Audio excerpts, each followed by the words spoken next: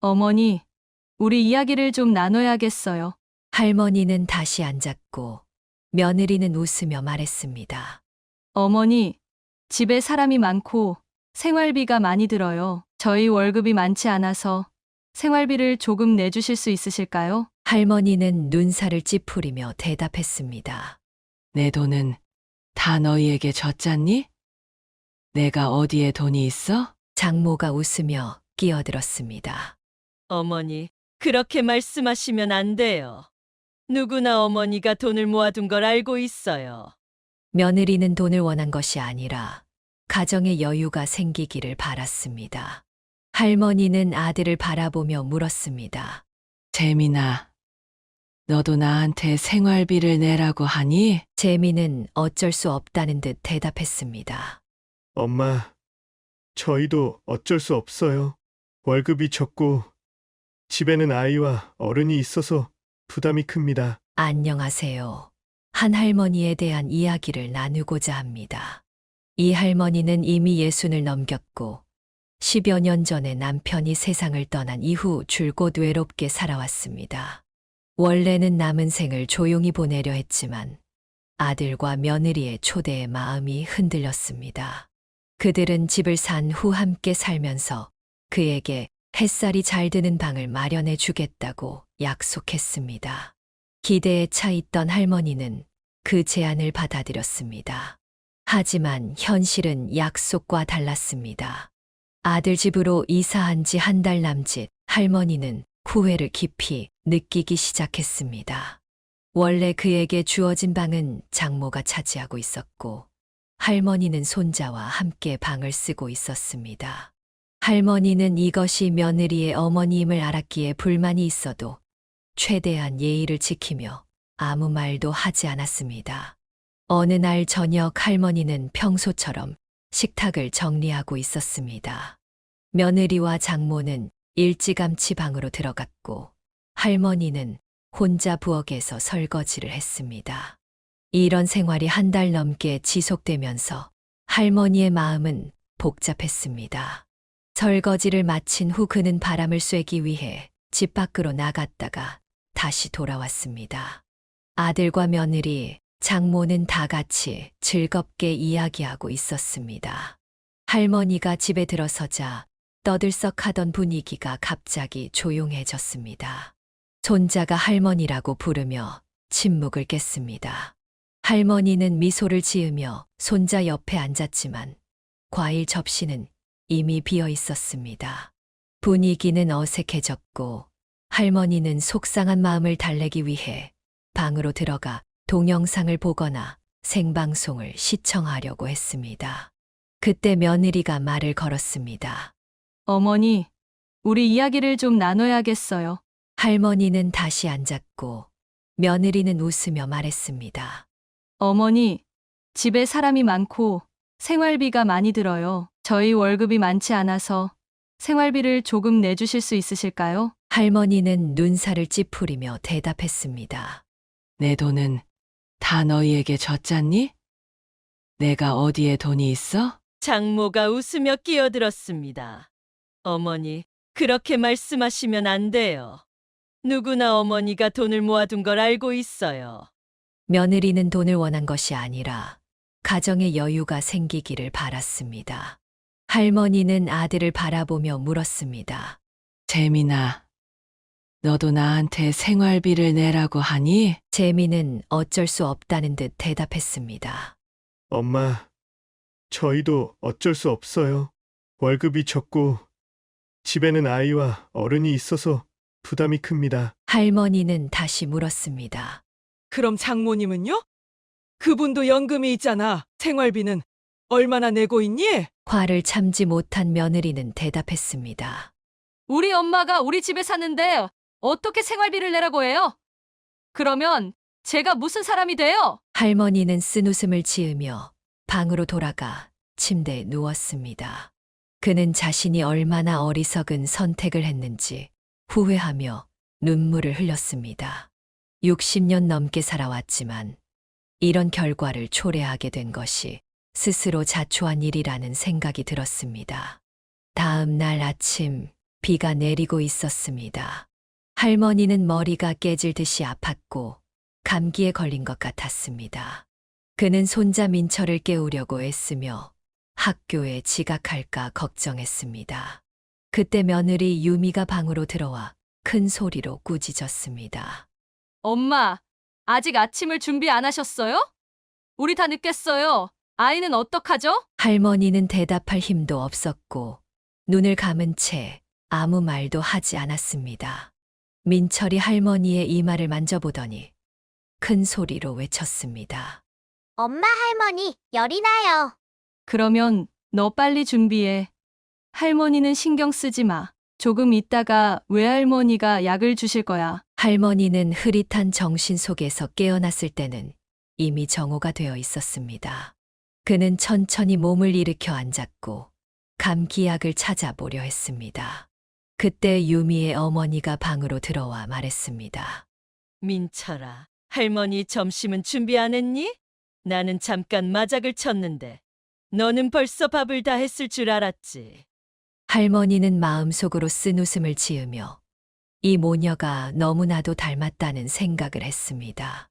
그녀는 아무 말도 하지 않았고 그저 찐빵을 꺼내어 몇 입 먹은 뒤 약을 먹고 다시 침대에 누웠습니다. 얼마 지나지 않아 딸 재은에게서 전화가 걸려왔습니다. 할머니는 흐릿한 정신으로 전화를 받으며 목소리가 쉰 상태로 물었습니다. 재은아, 출장 다녀왔니? 재은은 듣자마자 곧바로 걱정스러운 목소리로 말했습니다. 엄마, 괜찮으세요? 병원에 가셨어요? 할머니는 무심하게 대답했습니다. 괜찮아. 그냥 감기야. 몸이 좀 쑤시고 열이 좀 나지만 약 먹었으니까 괜찮아. 재은은 안타까운 목소리로 말했습니다. 엄마, 연세도 있으신데 약만 먹으면 안 돼요. 지금 당장 병원으로 데리러 갈게요. 할머니는 간신히 눈을 뜨며 재은이 유미의 어머니에게 말하는 소리를 들었습니다. 이모, 우리 엄마가 아프세요. 병원에 모시고 가야 할 것 같아요. 아무도 돌봐주지 않으면 어쩌죠? 유미의 어머니는 불만스러운 듯 대답했습니다. 어머님이 아프셨으면 말씀을 하셨어야죠. 당신 오빠와 유미는 다 출근했잖아요. 내가 방에 들어가 본 적도 없는데 어떻게 알겠어요? 할머니는 여기서 큰 소리로 외쳤습니다. 재은아, 빨리 들어와. 재은은 소리를 듣자마자 어머니의 방으로 달려갔고 어머니는 안 좋아 보였습니다. 재은은 곧바로 어머니를 병원에 모시고 가기로 결정했습니다. 몇 가지 검사를 받은 후 어머니는 곧 입원하게 되었고 링거를 맞았습니다. 딸이 옆에서 지켜보는 동안 어머니는 점점 더 편안해지셨고 곧 깊은 잠에 빠지셨습니다. 재은은 어머니 곁에 앉아 마음이 복잡했습니다. 그녀는 어머니가 형을 도우려고 고향집을 팔아 함께 살기로 했던 결정을 떠올리며 지금 어머니의 모습을 보고 안타까운 마음을 금할 수 없었습니다. 한편 재미는 퇴근 후 유미의 제안으로 가족과 함께 바비큐를 먹으러 가기로 했습니다. 그들은 동네에 있는 바비큐 가게에 도착했고 가게는 손님들로 가득 차 있었습니다. 그들은 6인용 자리를 찾아 앉았습니다. 그때 재미는 어머니가 함께 있지 않다는 것을 깨닫고 아들 민철에게 물었습니다. 할머니는 어디 계시니? 민철은 대답했습니다. 할머니가 아침에 몸이 안 좋았어요. 머리가 많이 뜨거웠고 학교 갔다 오니 할머니가 안 계셨어요. 재미는 아들을 의아하게 쳐다보았습니다. 하지만 유미는 귀찮다는 듯이 말했습니다. 먼저 밥이나 먹자고. 재은이가 어머니를 병원에 모시고 갔어. 그냥 감기잖아. 그렇게 호들갑 떨 필요는 없지 않아? 재미는 찡그리며 여동생에게 전화를 걸어 어머니의 상태를 물었습니다. 재은은 그에게 어머니가 이미 입원했으며 의사가 이번 병은 쉽게 전염될 수 있으니 60세 이상의 환자들과 함께 병원에서 며칠 더 있어야 한다고 말했습니다. 재미는 전화를 끊고 더 이상 식사를 할 기분이 아니었습니다. 그는 유미와 아들을 바라보며 복잡한 생각에 잠겼습니다. 원래 그들의 세 식구는 조화롭게 살았지만 이제 5명이 함께 살게 된 지 한 달 남짓 가정의 분위기는 예전과 같지 않았습니다. 유미는 집에 돌아와서도 핸드폰만 만지작거리고 식사도 준비하려 하지 않았습니다. 재미는 자신이 너무 지나친 것 같다고 생각했습니다. 매번 유미와 그의 어머니 사이에서 갈등이 생기면 그는 어찌할 바를 몰랐습니다. 그는 어머니의 억울함을 이해했고 가족 생활에서 갈등은 불가피하다는 것도 알았습니다. 하지만 시간이 지나면 가족들이 그의 노고와 어머니의 고통을 이해할 것이라고 믿었습니다. 그날 밤 재미는 아들 민철과 간단하게 저녁을 먹은 후 서둘러 병원으로 향했습니다. 재미는 아들이 건네준 고기를 보며 웃으며 말했습니다. 얼른 먹자. 먹고 나면 할머니 보러 가야지.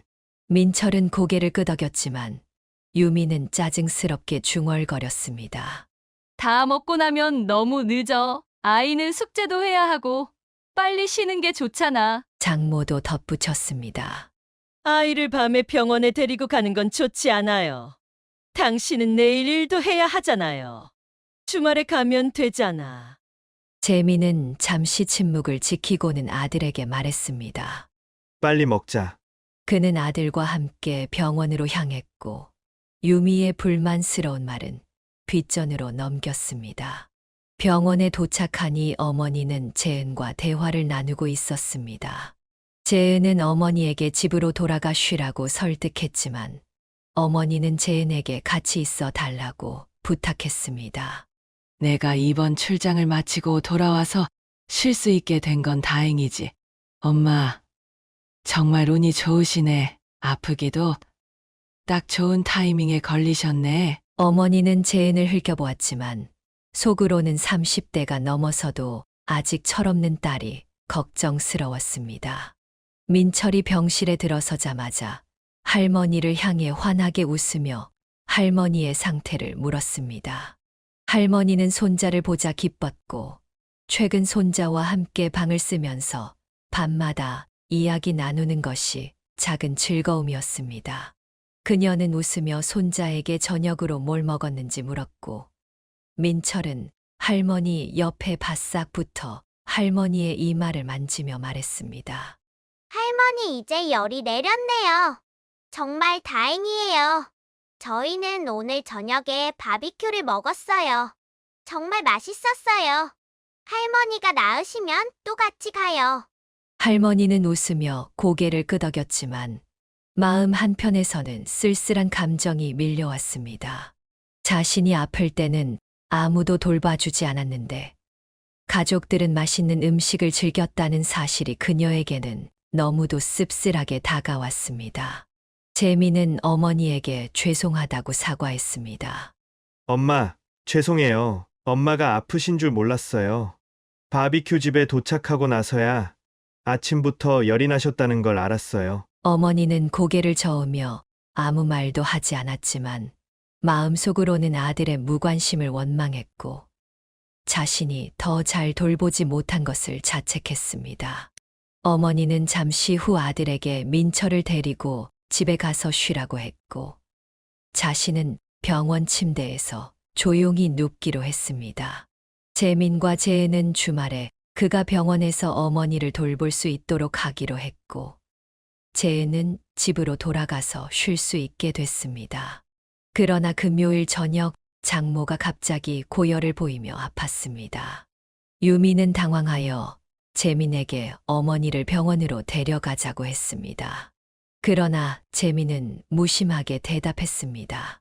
그냥 감기잖아. 너 혼자 데려가. 나는 집에서 아들을 돌볼게. 유미는 충격을 받은 듯 그를 바라보며 말했습니다. 재민, 내 엄마가 아픈데 당신이 어떻게 이럴 수 있어? 당신 인간 맞아? 재민은 차분하게 대답했습니다. 그럼 너는? 내 엄마가 아팠을 때 넌 신경도 안 썼잖아. 넌 출근을 했어. 넌 그분이 내 시어머니라는 걸 잊었니? 병원에 모시고 갈 생각은 해본 적 있어? 유미는 얼굴이 굳어지며 말했습니다. 그날 나도 급하게 출근해야 했잖아. 내가 어쩌라고? 당신은 그냥 나만 탓할 줄 알지. 당신도 엄마를 병원에 데려가지 않았잖아. 재민은 갑자기 큰 소리로 외쳤습니다. 그래, 내가 엄마를 병원에 데려가진 않았어. 하지만 너는 말해줬어야지.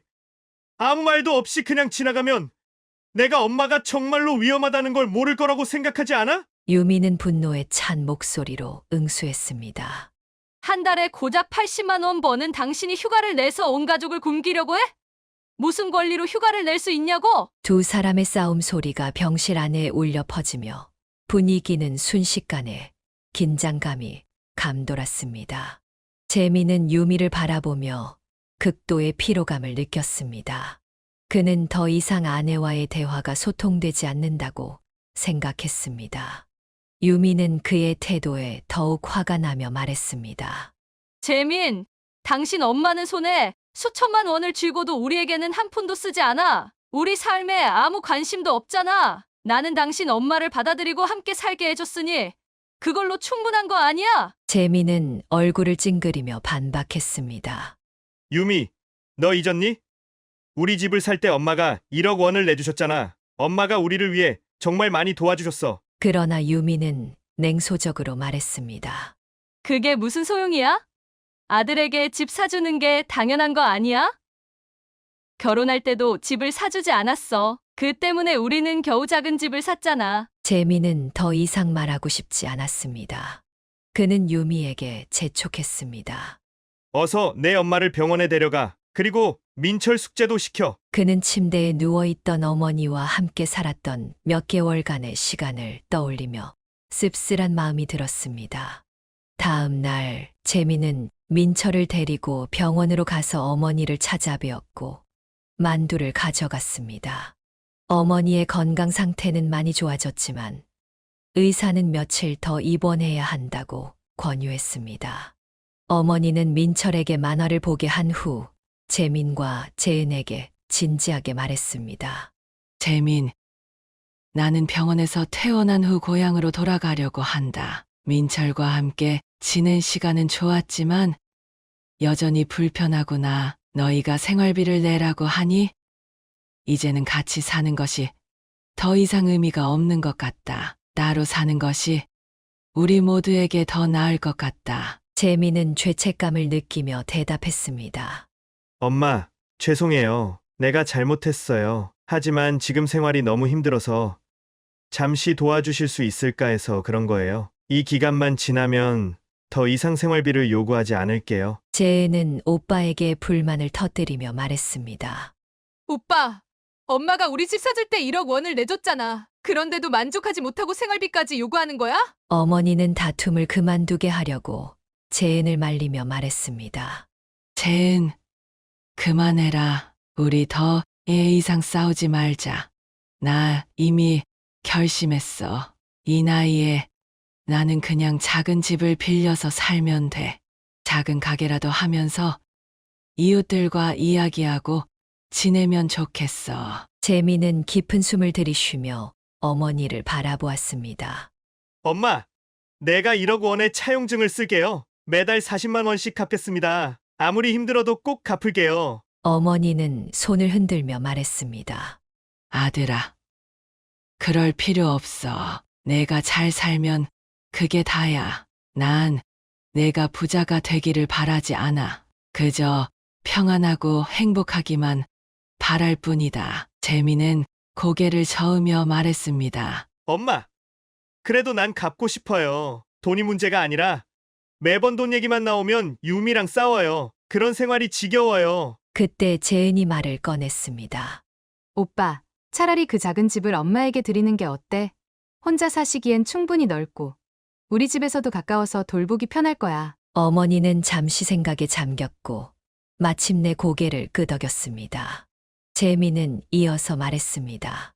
엄마, 그럼 내가 그 집을 엄마에게 팔고 나머지 돈은 차용증을 쓸게요. 어머니는 잠시 생각하다가 이 제안을 받아들였습니다.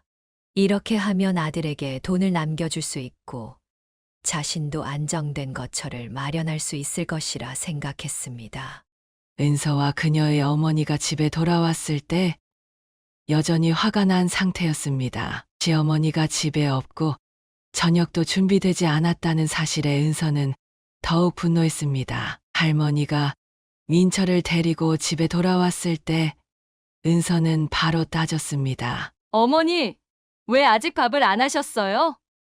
오늘 우리 엄마 퇴원했는데 보양식이 필요하잖아요. 그리고 생활비도 안 내고 집안일도 안 하고 그냥 우리 집에 계시지 마세요. 를 부양할 수 없어요. 할머니는 차분하게 대답했습니다. 은서, 당신이 집을 팔자고 했을 때 한 말을 잊었나요? 이제 집이 생겼으니 당신은 다리 건너 불을 끄는 것처럼 나를 내쫓고 싶나요? 그렇게 살아선 안 됩니다. 은서는 반박했습니다. 어머니, 나도 이러고 싶지 않아요. 하지만 어머니는 돈이 있으면서도 한 푼도 안 내놓으니 너무 이기적인 것 같지 않아요? 그 돈 제인에게 다 주시려는 거죠? 할머니는 한숨을 쉬고 더 이상 말을 하지 않았습니다. 그때 재민이 집에 돌아왔고 은서의 말을 듣자 그는 실망하며 말했습니다. 은서, 어떻게 엄마에게 그런 말을 할 수 있어? 엄마는 우리를 위해 많은 걸 해주셨는데 내가 이렇게 비난하는 건 옳지 않아. 은서는 재민이 자초지종을 듣고 있는 것을 보고 당황했지만 곧 다시 강경한 태도로 말했습니다. 내가 뭘 잘못 말했는데 엄마는 돈을 내놓지 않잖아. 이렇게 나이도 많은데 돈만 움켜쥐고 우리와 같은 편인 것 같지도 않잖아. 재민은 차분하게 말했습니다. 좋아.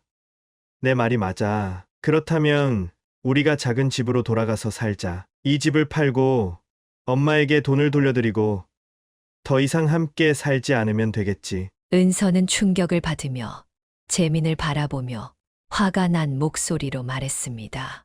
재민, 내가 이러는 게 누구를 위한 건지 모르는 거야?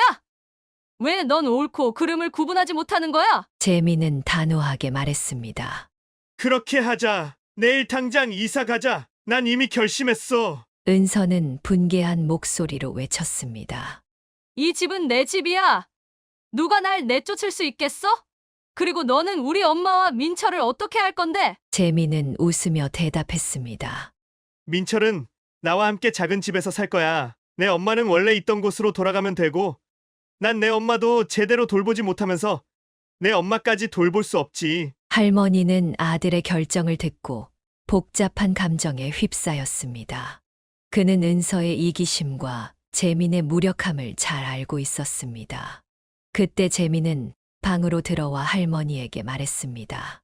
엄마, 그 작은 집은 이제 가시지 않아도 돼요. 이 집은 엄마의 것이니 여기서 편안하게 지내세요. 내가 이혼한 후에는 민철도 엄마가 돌봐주셔야 할 거예요. 할머니는 찡그리며 물었습니다. 재민, 정말로 이혼할 결심을 한 거야?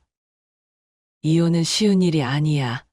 특히 민철이 아직 어리잖니. 엄마가 필요할 텐데.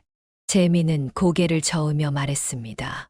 엄마, 이젠 끝났어요. 은서는 점점 더 심해질 거예요. 우리는 매일 싸우고 아이도 행복할 수 없어요. 이혼이 오히려 아이에게는 해방일지도 몰라요. 결국 재민은 은서와 이혼하게 되었고 그 작은 집은 재민이 결혼 전에 소유한 재산이었으며 이 집은 할머니의 돈으로 구입한 것이기 때문에 은서와는 무관했습니다. 할머니는 은행 이체 내역과 차용증을 가지고 있었기 때문에 은서는 이 집에 대해 아무 권리도 없었습니다. 은서는 재민과 그 가족이 그녀를 속였다고 분노하며 비난했지만 재민은 1,000만 원의 보상금을 주었고 양육비는 지불하지 않아도 된다고 했습니다. 재민은 당분간 양육비를 지불할 돈이 없었기 때문입니다. 이혼 후 할머니는 아들과 손자와 함께 살며 매일 민철을 학교에 데려다 주고 밥을 하고 빨래를 하며 생활했습니다. 그는 집을 팔아 얻은 1억 5천만 원 중 1억 원을 아들에게 주었고 딸에게 4천만 원을 주었으며 자신에게는 1,000만 원만 남겨두었습니다. 은서가 말하는 5천만 원이 무엇을 뜻하는지 할머니는 잘 알았지만 이미 딸에게 4천만 원을 주었고 자신에게 남은 것은 1,000만 원뿐이었기 때문에 더 줄 수 없었습니다. 이제 아들이 이혼했으니 그는 아들과 손자와 함께 살아야 했고 딸도 종종 아이들과 함께 그를 찾아와 주었습니다. 이 경험을 통해 할머니는 삶에서 매 결정이 얼마나 중요한지 깊이 깨달았습니다. 특히 집을 파는 것 같은 큰일은 더욱 신중하게 결정해야 한다는 것을 배웠습니다. 사람들은 종종 남의 행복을 부러워하면서도 자신의 삶 속에서 누리고 있는 아름다움을 간과하곤 합니다.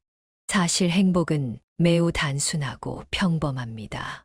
그것은 일상 속의 사소한 순간들에 숨어 있습니다. 행복한 사람은 세상에서 가장 좋은 것을 가진 사람이 아니라 인생의 작은 순간들을 소중히 여기고 감사하는 마음으로 삶을 바라보는 사람입니다. 긍정적인 태도로 어려움을 이겨내는 것, 그것이 진정한 행복입니다.